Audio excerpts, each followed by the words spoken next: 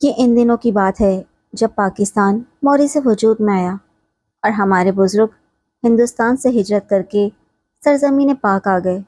پہلے لاہور مہاجر کیمپ میں ٹھہرائے گئے۔ بعد ازیں ہمارے نانا اور والد صاحب کو 2 مکان فیصل آباد میں الاٹ ہو گئے۔ نانا اور ابو کا جو تھوڑا بہت سرمایہ تھا ہندوستان میں رہ گیا اور اب نئے سرے سے زندگی کے سفر کو جاری و ساری رکھنے کی خاطر کوشش کرنی تھی۔ ہندوستان میں نانا ریلوے میں ملازم تھے۔ کچھ تگ و دود کے بعد پاکستان ریلوے میں ملازمت مل گئی اور زندگی کی گاڑی خوش اسلوبی سے چل پڑی۔ والد صاحب بے روزگار تھے۔ کچھ عرصے بعد نانا کی کوششوں سے ان کو بھی ریلوے میں ملازمت مل گئی تو ہمیں بھی سکھ چین سے روٹی میسر آنے لگی۔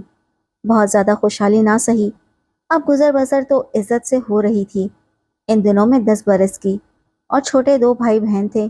کنبہ زیادہ بڑا نہیں تھا لیکن 2 بن بیاہی پھپھیاں ساتھ رہتی تھیں۔ یہ جھگڑالو قسم کی تھیں۔ میری والدہ سے گھریلو کام کاج پر جھگڑا کرتی، دادی بیٹیوں کی طرفداری میں بہو کو مورد الزام ٹھہراتی۔ تبھی میری ماں کا دل افسردہ رہتا تھا۔ دراصل پھپھیاں چاہتی تھیں کہ گھر کا تمام کام امی کریں، جبکہ بچوں کی پرورش کی ذمہ داری بھی انہی پر تھی۔ انہی حالات میں میرے بھائی رمیز نے جنم لیا۔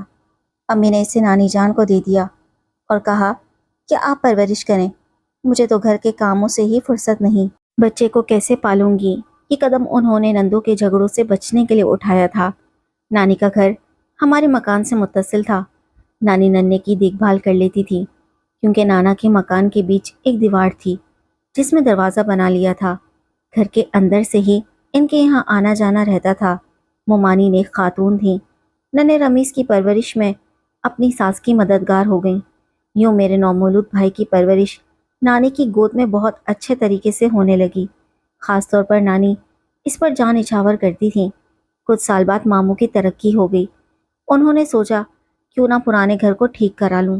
یہ ایک ہندو کا مکان تھا جو نانا کو الاٹ ہوا تھا اور یہ خاندان قیام پاکستان کے وقت بھارت ہجرت کر گیا تھا۔ مکان کا فرش اب خاصا خراب ہو چکا تھا۔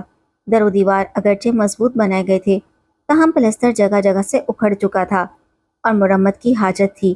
نانا جان ریٹائر ہو چکے تھے۔ انہوں نے اپنی نگرانی میں کام شروع کرا دیا۔ جب نانا کے کمرے کی دیواروں کا پلستر جو کہ بوسیدہ ہو رہا تھا اکھاڑا گیا تو دیوار کے اندر کچھ دفن محسوس ہوا۔ دراصل ایک تجوری تھی جس کو دیوار میں چن کر اوپر سے پلستر کر دیا گیا تھا۔ پرانا پلستر اترتے ہی لوہے کی الماری نما تجوری برآمد ہو گئی جو بہت مضبوط تھی اور اس کا کھلنا آسان نہ تھا، لیکن کام کتنا ہی مشکل ہو ہمت سے بالآخر تکمیل پا جاتا ہے۔ بہرحال نانا تجوری کو کھولنے میں کامیاب ہو گئے۔ تجوری کے اندر سونے چاندی کے زیورات، اشرفیاں، جواہر اور ہیرے موتی غرض ہجرت کر جانے والے خاندان کا کل اثاثہ رکھا تھا۔ وہ اس خیال سے اسے دیوار میں چن گئے تھے کہ شاید کبھی واپس آنا ہوگا تو اپنا مال نکال لیں گے، لیکن یہ ان کی قسمت میں نہ تھا، بلکہ یہ مال غنیمت میرے نانا کی قسمت میں لکھا تھا جو ان کو گھر بیٹھے مل گیا۔ کہتے ہیں اللہ جب بھی دیتا ہے چھپڑ پھاڑ کر دیتا ہے۔ نانا تو اپنی قسمت پر نازاں تھے۔ انہوں نے اس بارے میں کسی کو نہ بتایا، حتیٰ کہ میرے والدین کو بھی نہیں، سوائے ماموں کے جو ان کے بیٹے تھے۔ اب میرے سفید پوش نانا کروڑ پتی تھے مگر طرز زندگی میں تبدیلی نہیں لا رہے تھے۔ کہیں کسی کو شک نہ ہو جائے کہ وہ بیٹھے بیٹھائے امیر کبیر کیسے ہو گئے۔ ظاہر ہے انسان کے دوست کم اور حاسد زیادہ ہوتے ہیں۔ اگر کسی کو مفت کا خزانہ مل جائے تو اس کی جان کے در پہ ہو جاتے ہیں۔ نانا کی شرافت پر کسی کو شبہ نہ تھا۔ اسی بنا پر بیٹی کا رشتہ ایک اچھے خاندان سے آ گیا۔ انہوں نے زاہدہ خالہ کو اعلیٰ جہیز دیا، یوں کہنا چاہیے کہ سونے چاندی میں تول کر رخصت کیا اور عالی شان طریقے سے شادی کی۔ تبھی لوگوں کی نگاہیں خیرہ ہو گئیں۔ اب سبھی کے لبوں پر یہ الفاظ تھے کہ بھائی یہ تو خاندانی رئیس معلوم ہوتے ہیں، شاید کہ کسی محفوظ طریقے سے اپنا زر و اثاثہ منتقل کروایا ہوگا، لیکن پوشیدہ رکھا اور خود کو سفید پوش ظاہر کرنے کی خاطر سادگی سے زندگی بسر کرتے رہے ہیں۔ لیکن دولت کے تو پر ہوتے ہیں، یہ چھپائے نہیں چھپتی، لہٰذا خاندان والوں پر بہت جلد ان کی امیری ظاہر ہو گئی۔ نانا کے گھر میں کوئی چھوٹا بچہ نہیں تھا۔ وہ کہتے تھے کہ رمیز کی قسمت سے مجھے اتنی دولت ملی ہے کہ اب سارا خاندان بیٹھ کر کھائے تو بھی عمر بھر ختم نہ ہوگی۔ رمیز کی پیدائش کے 2 برس بعد مومانی نے ایک بیٹی کو جنم دیا۔ جس کا نام ربیہ رکھا گیا۔ دونوں بچوں کی پرورش ممانی نے ناز و نام سے کی اور جوان ہونے تک رمیز انہی کے پاس رہا۔ ان سے جو لاڈ پیار ملا وہی اس کی اور پورے خاندان کی تباہی کا باعث بنا۔ رمیز کی عمر 20 برس ہو گئی جب نانا اور پھر نانی وفات پا گئے۔ ان کی وفات کے بعد امی جان کو بھی نانا کی وصیت کے مطابق ترکے میں سے کافی رقم ملی۔ یہ دولت کیا آئی، تباہی نے ہمارے گھر میں قدم جما لیے۔ پہلے جو رشتہ دار محبت سے ملتے تھے اب کچھ خوش آمدی بنے اور کچھ ہمارے دشمن ہو گئے۔ جب تک پھوپھیوں کی شادیاں نہ ہو گئیں انہوں نے امی کو زندہ درگور رکھا۔ بعد میں روپے پیسے کی خاطر ابو نے میری والدہ کو ستانا شروع کر دیا۔ دولت تو میری ماں کو نانا کی وصیت کے مطابق ماموں سے ملی، لیکن گھمنڈ ابو کو ہو گیا۔ انہوں نے اچھی بھلی نوکری کو خیر آباد کہہ دیا اور گھر بیٹھ رہے۔ کہتے ہیں کہ کمانے سے جی چراؤ تو قارون کا خزانہ بھی ختم ہو جاتا ہے۔ جن دنوں میں بی اے کے آخری سال میں تھی ہمارے معاشی حالات خراب ہونا شروع ہو گئے۔ والد صاحب نے لڑ جھگڑ کر امی کے نام کا روپیہ اپنی تحویل میں کیا اور پھر اللہ تلوں میں روپیہ اڑانے لگے، یہاں تک کہ ایک ایسا وقت آیا جب وہ خالی جیب رہ گئے۔ گھر کے حالات دیکھ کر میں والدہ سے زیادہ متفکر رہنے لگی۔ والدہ کے زیورات بکتے تو گھر کا خرچہ چلتا۔ ایسے میں دل احساسات کی آگ میں جل رہا تھا۔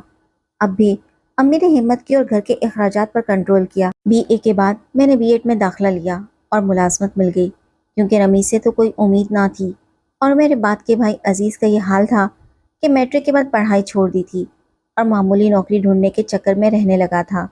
چھوٹی بہن شابانو اسکول جا رہی تھی کیونکہ وہ بھی آنے والے حالات کی سنگینی کا احساس کر چکی تھی۔ رمیز کے لاڈ اٹھانے والے دنیا میں نہ رہے تو ماموں نے اسے کچھ کام کرنے کو کہا۔ وہ برا مان کر ہمارے پاس آ گیا۔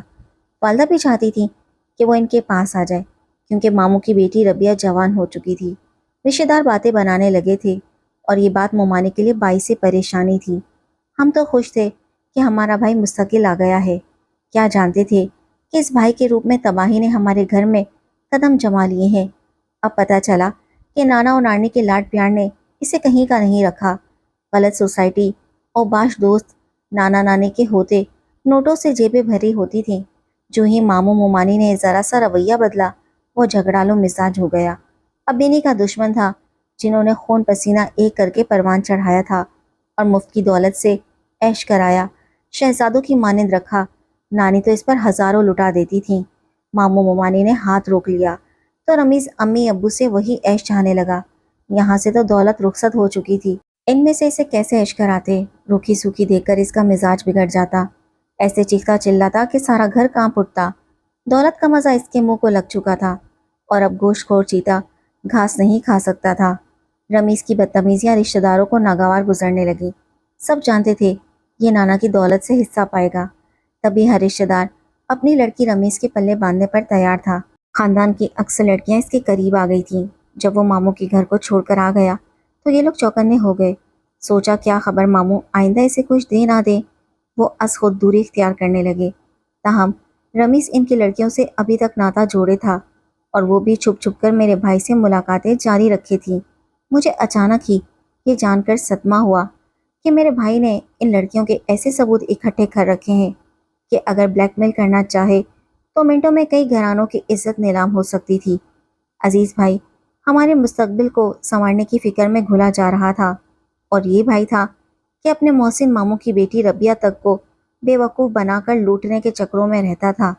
حالانکہ ایک لحاظ سے وہ اس کے لیے بہن جیسی تھی کہ اس کی ماں نے رمیز کو بیٹے کی مانند پالا تھا۔ ہم تو ان دونوں کو بھائی اور بہن جانتے تھے، معلوم نہیں کہ ان کی آپس میں محبت کس قسم کی تھی۔ ایک روز میں نے فون پر بھائی کی گفتگو سن لی۔ وہ ربیہ سے کہہ رہا تھا کہ تم اپنی ماں کی الماری سے 50,000 روپے کسی بہانے سے اڑا لاؤ، مجھے سخت ضرورت ہے۔ دیکھو اگر تم رقم لے کر نہیں آئی تو میں تمہارے رازوں کے ثبوت سب کو دکھا دوں گا۔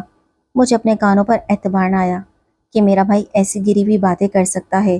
اسے ربیہ سے محبت تھی تب بھی اور نہیں تھی تب بھی، وہ اس کے ماموں کی بیٹی تو تھی۔ رمیز کو ایسی بات نہ کہنی چاہیے تھی۔ نہیں جانتی تھی کہ رمیز کے پاس ایسے کیا ثبوت ہیں جن کو ظاہر کرنے کی وہ دھمکی دے رہا تھا۔ تاہم کوئی ایسی بات تھی ضرور کہ جب وہ شام کو پارک سے لوٹا تو اس نے کوئی چیز اپنی الماری میں رکھی۔ تھوڑی دیر بعد وہ باہر چلا گیا۔ میں نے چھوٹی مہیس الماری کے پاس رکھی اور اوپر چڑھ کر دیکھا चाबियां अलमारी की छत पर रखी हुई थी। रमीज की आदत थी कि वो चाबियां अलमारी पर डाल दिया करता था। हम में से कोई भी चाबी उठाता और ना इसकी अलमारी को खोलता था। आज हस्बे आदत उसने यही किया, लेकिन मैं फ़ोन पर इसकी रबिया से गुफ्तगू सुन चुकी थी, लिहाजा इसके जाते ही चाबियां उठाकर अलमारी खोल ली, ये देखने के लिए कि इसने क्या शे अलमारी में छुपाई है। जब सेफ को खोला तो एक पोटली मिल गई जिसमें कंगनों की जोड़ी थी। ये कीमती जड़ाऊ कंगन थे जिन्हें मैंने रबिया को पहने हुए देखा था। गोया खानदान की इज्जत को बदनामी से बचाने की खातिर उस बेचारी ने अपने कंगनों की कुर्बानी दी थी। अब तो और भी कुरीद लगी कि ऐसा कौन सा राज है जिसके तश्त आसमाम होने से वो डर रही है। वो इसकी तरफ से लिखे हुए मोहब्बत नामे हो सकते हैं, लेकिन दोनों एक घर में रहते थे। इनको मोहब्बत नामे लिखने और ख़तों किताबत करने की ज़रूरत ना थी। ये सवाल मेरे दिल में सांप की तरह पलने लगा, जो हर लम्हा मुझे डसता रहता। जब रबिया को देखती वो पहले से ज़्यादा परेशान दिखाई देती।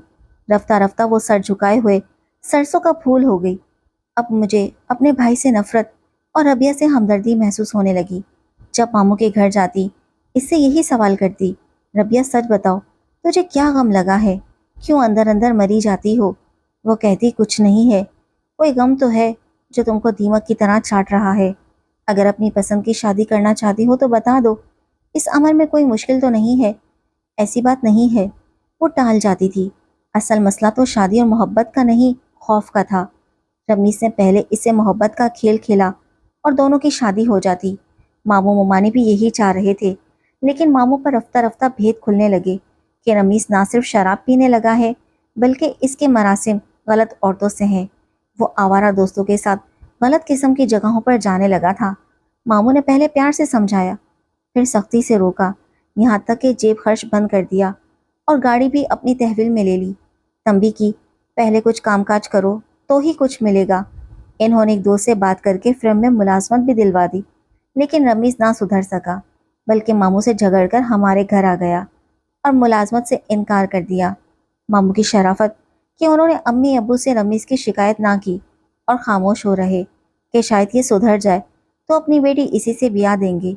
रमीज सुधरने वालों में से ना था। मामू के एहसानात का एहसास करने के बजाय इसने और ज़्यादा बिगाड़ पैदा कर दिया। वो इनके साथ बदतमीज़ी से गुरेज ना करता। अम्मी अब्बू ने रोका, इनके मुंह को आने लगा और घर में चीखने चिल्लाने को मामूल बना लिया।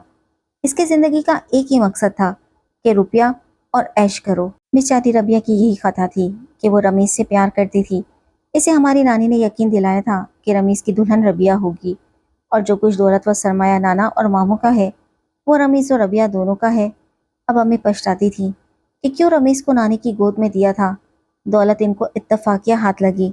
दौलत ने रमीज को बिगाड़ दिया और अब वो ऐशो आराम का ऐसा आदी हो गया कि तंगी तरशी को कबूल ही नहीं करता था। काश कि अपने घर की गुर्बत में पलता तो ऐसा ना बिगड़ता। मैंने ठान ली कि रबिया का राज जानकर रहूंगी और इसे खौफ से निजात दिलाऊंगी कि जिस खौफ से वो मरी जाती थी, लेकिन किसी को कुछ ना बताती थी। इसी टोम में एक रोज़ मैंने दोबारा भाई की अलमारी की चाबियां चुरा ली, जबकि वो घर पर ना था, और करीबी बाजार से इन चाबियों की डुप्लीकेट बनवा ली। अब मैं मौके की तलाश में थी कि किसी दिन रमीज किसी दूसरे शहर जाए तो मैं अच्छी तरह इसकी अलमारी की तलाश ले सकूं। ये मौका भी मिल गया। एक दोस्त की शादी में 2 दिन के लिए वो लाहौर गया। तब रात को जबकि सब सो रहे थे, मैंने इसकी अलमारी खोली और खूब अच्छी तरह तलाशी ली तो अलमारी की तिजोरी से मुझे कुछ काबिल एतराज़ तस्वीर मिल गईं। ये 5 मुख्तलिफ लड़कियों की थी और इनमें एक रबिया भी थी, जिसकी चंद तस्वीर भाई के हमरा गलत अंदाज की थी। लगता था कि इसे धोखे में रखकर ये तस्वीर ली गई हैं।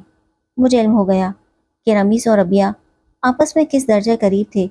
अगर तस्वीर ख़ानदान के कुछ लोगों को दिखा दी जाती तो मामू और मोमानी के लिए मरने का मकाम था। सोचा कि अपने इस घटिया भाई को इसकी हरकतों से रोकना तो मेरे बस की बात नहीं है, लेकिन अपने ख़ानदान की इन लड़कियों की इज्जत बचाने की ज़रूर कोशिश करनी चाहिए। यही फैसले का लम्हा था। या तो रमीज से डर कर या काबिल एतराज़ फ़ोटो वापस इसी जगह रख देती या फिर इनको तल्फ कर डालती। मैंने सभी लड़कियों के सारे मोहब्बत नामे और काबिल एतराज़ तस्वीर उठा ली और अलमारी के सेफ को चाबी से बंद करके अलमारी लॉक कर दी।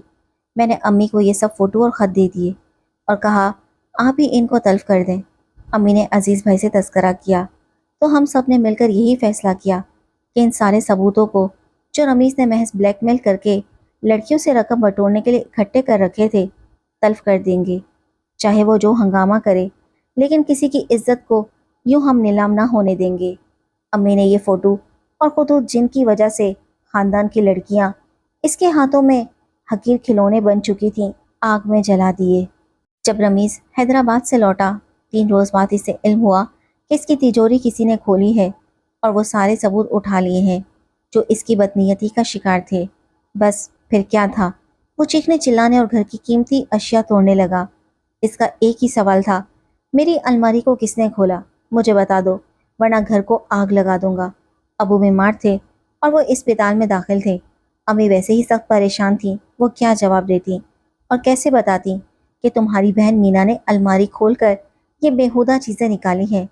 جب انہوں نے رمیز کے بہت شور مچانے کے باوجود لب نہ کھولے اور میرا نام زبان پر نہیں لائے تو عزیز نے ہمت کی اور کہا، رمیز خاموش ہو جاؤ اور اپنی بکواس بند کر دو ورنہ میں ہی تم کو اور تمہارے غلط ارادوں کو انجام تک پہنچا دوں گا۔ تمہاری الماری میں نے کھولی تھی، وہ بیہودہ تصاویر اور خطوط آگ میں جلائے ہیں تاکہ تم شریف گھرانوں کی عزتوں کو بلیک میل کر کے کسی کی زندگی کو اجیران نہ بنا سکو۔ یہ تو میں نے کر دیا ہے، اب جو تم کرنا چاہتے ہو کر دو۔ یہ سننا تھا کہ رمیز یہ کہہ کر پاؤں پٹکتا گھر سے چلا گیا۔ تم مجھے کیا دیکھو گے، میں ہی تم کو دیکھوں گا، ایسا سبق دوں گا کہ یاد رہے گا۔ اس واقعے کے 6 ماہ تک رمیز گھر نہ لوٹا۔ اب امی روتی تھیں کہ ہائے یہ کیا ہو گیا، میرا جوان بیٹا نہ جانے کہاں غائب ہو گیا، کہیں اس نے خودکشی نہ کر لی ہو۔ اس پر عزیز بھائی نے کہا، امی اچھا ہے یہ خودکشی کر لے، کم از کم ایسے برے افعال سے تو مزید بچ رہے گا اور کئی دوسری لڑکیاں بھی اس موذی کے زہر سے بچ جائیں گی۔ رمیز نے خودکشی نہ کی لیکن ہم سب کو خون کے آنسو رلا کر چلا گیا۔ اس کے دل میں اپنے ہی سگے بھائی کے لیے انتقام کی نہ بجھنے والی آگ بھڑک گئی تھی۔ ایک روز جبکہ عزیز رزق حلال کی تلاش میں گیا ہوا تھا، نہ جانے کیسے اسے کچھ گنڈوں نے گھیر لیا اور اس پر ہوکیوں سے ٹوٹ پڑے۔ 20 منٹ کے اندر اندر اس کی ہڈی پسلی ایک کر کے فرار ہو گئے۔ میرا پیارا اور حساس بھائی عزیز اسپتال تک جاتے جاتے چند سانس لے کر اللہ کو پیارا ہو گیا، لیکن رمیز پھر کبھی گھر واپس نہ آیا۔ ایک دن اخبار میں اس کے بارے میں خبر آ گئی کہ وہ کسی ڈکیتی کے الزام میں پولیس مقابلے میں مارا گیا ہے۔ یوں مفت کی دولت جو نانا کے ہاتھ لگی تھی اس نے ہم کو تباہ و برباد کر دیا۔ کاش کہ ان کو یہ دولت نہ ملتی تو آج ہم سکون کی زندگی جی رہے ہوتے۔